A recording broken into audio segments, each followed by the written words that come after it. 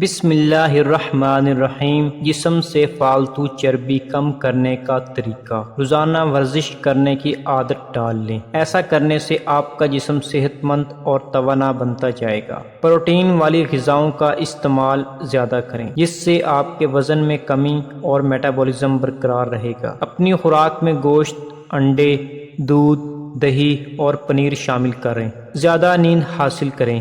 ایک تحقیق کے مطابق 6 گھنٹے سے کم سونا نوجوان اور خواتین میں موٹاپے کا خطرہ زیادہ بڑھا دیتا ہے۔ زیتون کا تیل اور گری دار میوے جیسی اشیاء کا استعمال وزن میں اضافے کی کمی کا باعث بنتا ہے۔ میٹھی اشیاء کا استعمال کم سے کم کریں۔ وقفے سے روزہ رکھنے کی عادت ڈال لیں۔